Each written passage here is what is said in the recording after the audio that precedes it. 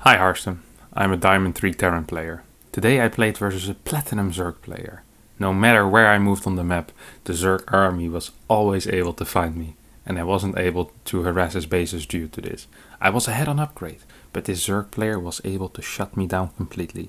No matter what I tried, the Zerg's ability to gather information is too easy and overpowered. Either that, or the Zerg player was cheating, and I accused him of this in game due to frustration. Is this player cheating? If not, I believe this Zerg's ability remix their army and to gather information due to creep spread and overlord to be far too easy and overpowered. So the question is it Imba or do I suck? Thank you, Ananke. Alright, so is it Imba or do I suck? Welcome back to a new episode, as today we have a replay from a Terran player who truly believed that not only the Zerg player might be cheating, but also that if he isn't cheating, his race is overpowered. I like that he said that, you know? He's either cheating or his race is overpowered. So if we actually find out that the Zerg is cheating, then his race apparently all of a sudden isn't overpowered. The ability to remax as fast as possible seems completely fine at that point to Ananke. So he has a very interesting way of framing things in his head, but I'm very curious to see. I think part of the frustration as well for Ananke here is that he's a diamond player and he lost to a mere platinum player, right? So it hurts the ego a little bit. And then, of course, if this guy is a different race, then you definitely have to get him. So we're going to have a look at the build order that Ananke plays. So he plays Command Center first. Barracks, Refinery, second depot. There's absolutely no need for the second depot when you play Command Center first. I'm not even sure if you should ever build the Command Center on the high ground. I don't think so. Maybe against the 12 wolf, but that's not even a build. You see that the depot did nothing, so he wouldn't have been supply blocked. This is the beauty of the Command Center first, is that you can literally just wait for your Command Center to finish.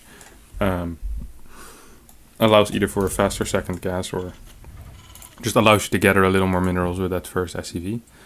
So factory off position, but I guess I can live with it. This is not really a build order, so I've seen build orders before, but this is not one of them. Throws down a mule.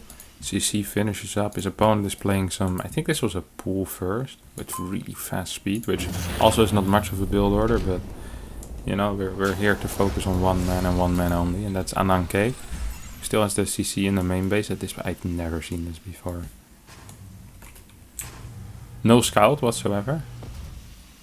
No reaper, just straight to cars and then CC in the main base. I don't even know what this would be good against. So the reason why you'd get the CC in the main base is if there's like a Ling flood or something like that. But he has absolutely no clue what's happening. So you can just keep the CC at least in the natural. You know, there's nothing wrong with that. You use it for extra mining. It's going to be slightly oversaturated now.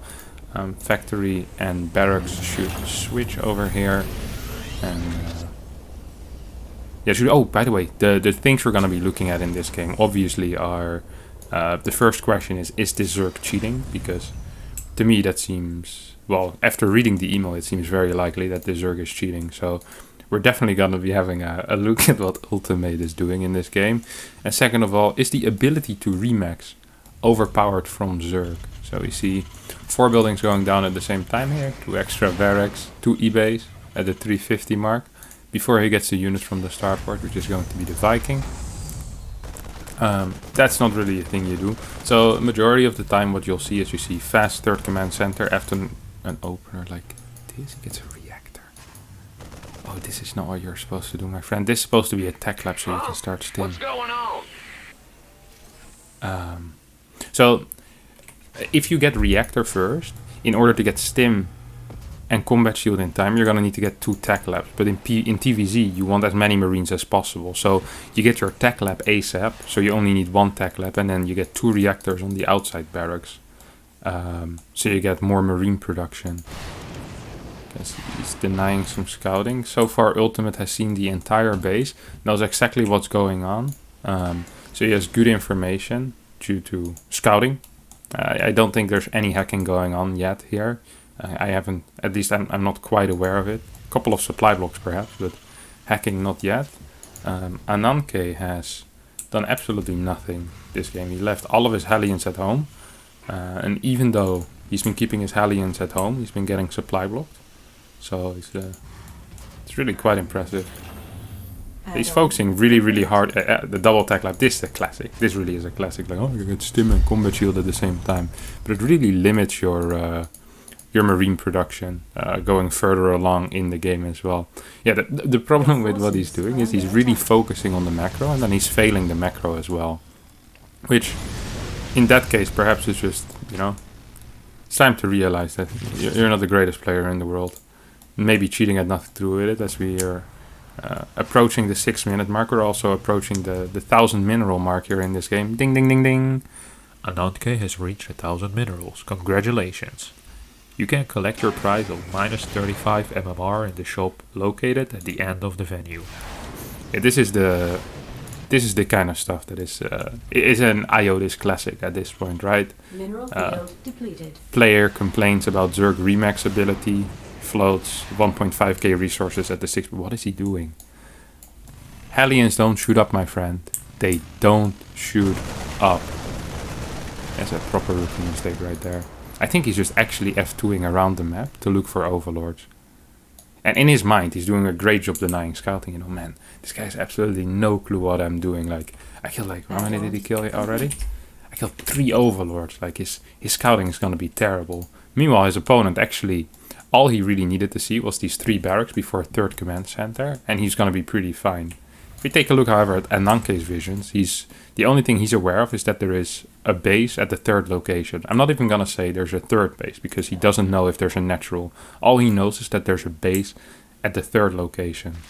And you could say, well, it's just way harder for Terran to scout, which it might be true, but it's not like Ananke tried. He ran once over here with his Hellions, then he was like, oh, there's a queen, let me just move that back. I don't want to be there no more, guys. I don't want to be there no more. As Anak is really kicking up the production here in Notch. He's going into, I think, 7 barracks. That's good to 2 starts as well. This is kind of solid. 4th base is on the way as well. And creep spread is slowly but surely pushing forward. The good old 7-minute lift towards the 3rd base is also a modern day classic. Anank is still blissfully unaware of everything that's happening. It's the ostrich approach to StarCraft. If you pretend that there can't be anything happening, then there probably isn't. There's a lot of good examples of this, of course. Back in Wings of Liberty, there was a Swedish Zerg player called Forsam, who invented a thing called the Forsen Mutas, where he would ostriches really hard into the mid game by getting 5 bases and 10 gas without scouting, without building a roach warren, and just praying that the Protoss player wouldn't attack. And if the Protoss player wouldn't attack, this guy was the absolute best Muta player in the world, because he just had like a 45 drone lead and he was always gonna win, And then if you immortaled him or he did any type of pressure, he would lose the game and he'd flame you. So either way, he never had the responsibility of losing the game on himself, Either he completely out-macroed his opponent by having way more workers and, with good mind games, or otherwise he'd just flame you. So it truly was a win-win for him. I don't think he plays the game anymore. I haven't seen him around in a while, at least. What we do have is a couple of mutas, and these were no Forsen mutas, as our friend Ultimate has been scouting around. He gets 2 medevacs over here. His upgrades kind of suck though, which might be an issue here for Ultimates. Doing some decent micro. Quite the opposite of what our friend Ananke is doing here. I'm not sure what these guys are doing. He's having a blast standing over here.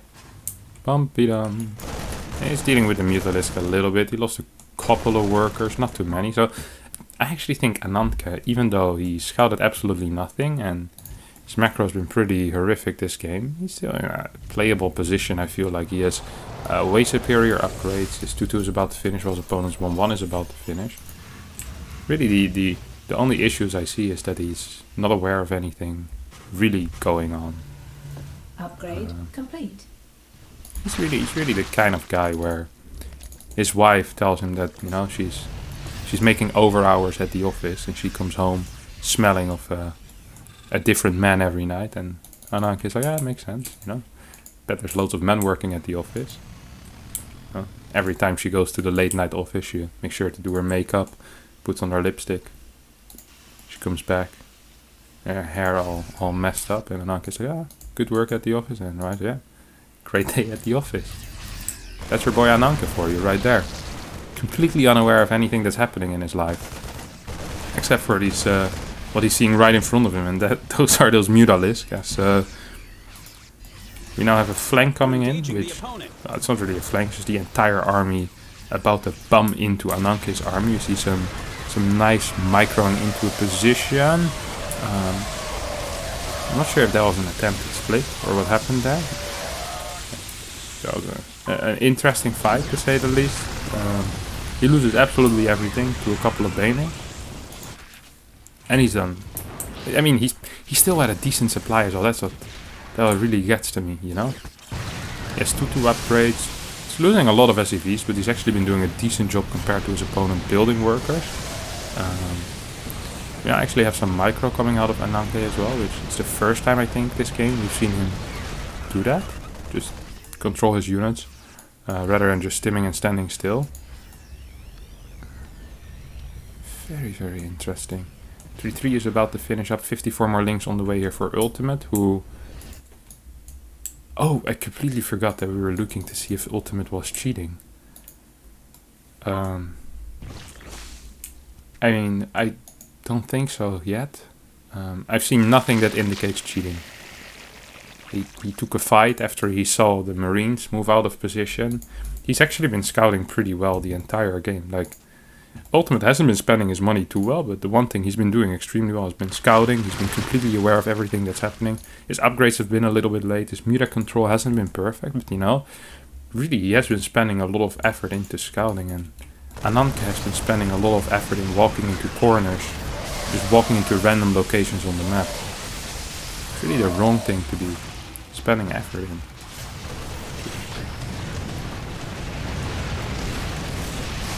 Yeah, he's just gonna lose a lot of SCVs once again. He's just... Oh! A big mine hit. I mean, he does have that going for him. Like, it's very, very weird why sometimes people believe that they deserve a win or just anything when they're really not doing something related towards working towards that goal. So the main occupation of Ananke here seems to be walking into corners. He walked over here earlier, then he walked here, then he was in the corner over here. And I don't understand how he believes that entitles him to a win. It's a bit as if your job... Wait, what? A psychic cheat. Zzz, freaking abracadabra over here. Wait, man. I was about to have one hell of an analogy. Let me tell you. Imagine your name is Ananke and you have a job. You're an architect. You're supposed to be... Your occupation is drawing. Or I'm not sure architects do that. They draw and they make buildings and stuff like that. And you want a promotion, which, you know, you've been working at the company for 12 years now, and everyone except for you has been getting promoted, has been getting bigger jobs, and you're confused as to why you're not getting it, because after all, the thing that you've been doing to work hard towards that promotion is every day you bring in 4 different types of coffee, and you have a little coffee tasting with all your colleagues, and you force them to do it. You're like, hey guys, I got 4 new coffees every single day for the past 15 years you've been doing it. And every time you have one of these promotion rounds, you go up to the board of directors or whatever, say, hey guys, like, I've been working really hard. Like, I've been bringing coffee, like 4 different types of coffee, and the coffee tastings, you know, and everyone's been loving them. And the guys are like, what? It's like, yeah, like, so I would like to get a promotion. It's like, well, like, you made like 2 drawings in the past 4 years. Like, don't you think you should work more towards that? It's like, no, like the coffee though, like I think that's really, really important as well. It's like, my friend Ananke, that's not how it works, you know? Just walking to the side of the map into a wall does not guarantee you a win. What we need from you to do is we need you to control your units. We need you for once in your life to scout. I mean, literally your opponent could be on 2, always going to my army of creep without vision. Yo, you've never moved on creep. You've literally never were on creep. How is he supposed to fight on creep if you never go there? You've gotta be kidding me. Overlords? No. It's cheating. How is this possible? He would see them with his medevacs. He's making good points. I mean, if there's one thing Ananke has been doing well this game is making sure that there's no overlords around. You've seen every corner of the map here, my friend. Catches Ananke out of position again. Once again, completely caught out of position. How is that possible? I mean, if we analyze the situation really quickly, we see that Ananke has his army positioned smartly in the middle here. Where he's defending nothing. So this base, he's a bit close to it, but it's still vulnerable. This base is extremely vulnerable. The main base is vulnerable to Muras as well. So the three main avenues of attack right now are vulnerable. But in Ananke's brain, it would make more sense for Ultimate to just attack straight here. Like, why doesn't he just walk up the ramp? Well, the explanation for Ananke here is very obvious. It's because this guy is an obvious cheat.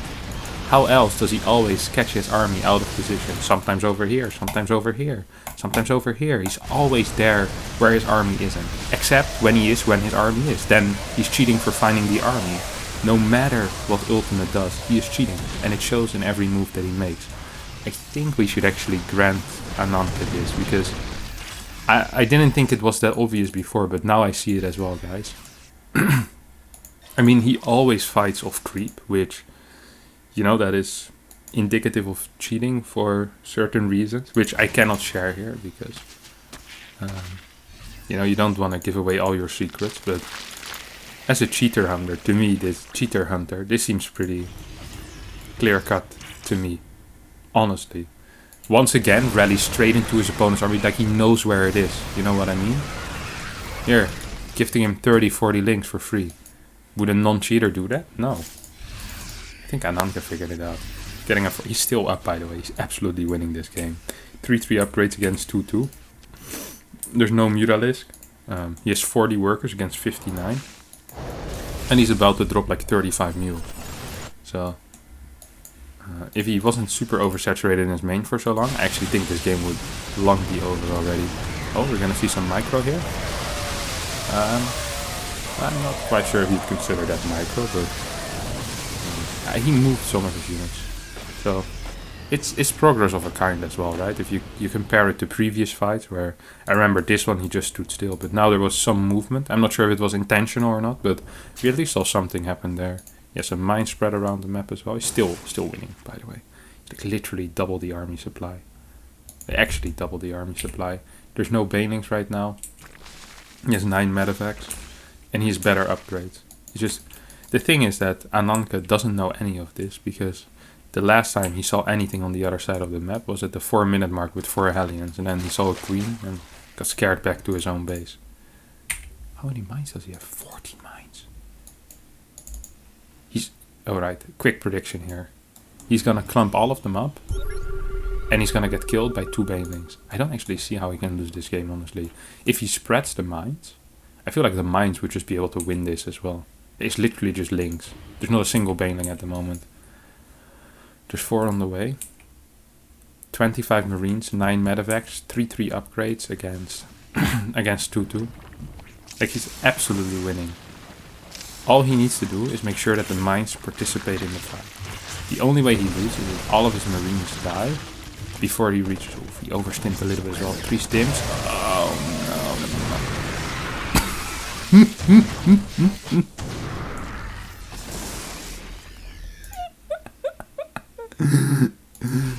Oh no. Stim's army 4 times, his own mine shoot it. Still all in the club, by the way. Let's get a cancel on this way. He's still in the spot where it...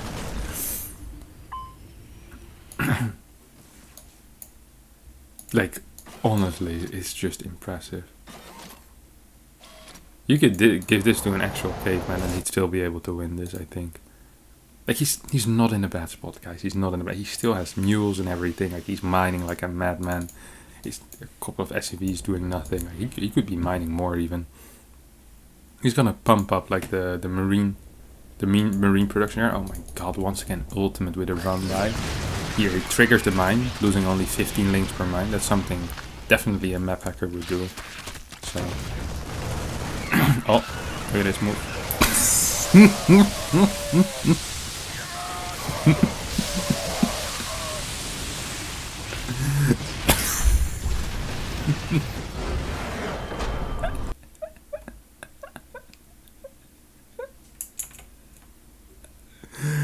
Come on, man.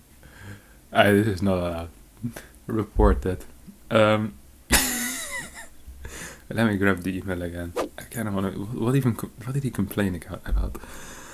No matter where he moved on the map, the Zerg army was always able to find me, and I wasn't able to harass his bases due to this. Is he really gonna pretend like he was trying to harass anything here? Like, he moved out 4 aliens at one point. That's literally it. He did nothing else. He was ahead on upgrade, but this Zerg player was able to shut me down completely, no matter what I tried. Like, guys, I moved into 4 different corners, and every single time my army got caught like 35 Balings. Like, not only is his cheating, his race is broken. I don't know, man. God, you can't be serious. The worst part is that I believe this guy's actually serious. Sometimes I get emails where I'm like, alright, this can be serious, right? The email is too much. But this guy in the game flames him as well for cheating. So, I mean, you did absolutely nothing, right? Like, your build order was terrible. You never moved on the map, never cleared any creep, did 0 harassment. Yeah, you didn't spend your money, forgot to micro every single time. Your unit movement was actually the worst I've seen in a long time. Everything you did actually just was terrible. So, from me, you're gonna get 2 stamps. First of all, you suck, the standard one. Second of all, you're an idiot for thinking that your opponent hacked. Because this guy definitely wasn't hacking, he just was better than you. And, I mean, that's, if everything that is better than you is a hacker, that's putting the bar very low, my friend. So, 2 stickers for you. Congratulations. If you did enjoy this video, don't forget to subscribe to my YouTube channel up there. Otherwise, anything more like this in the bottom here, Patreon, Twitter, all that good stuff. Bye bye.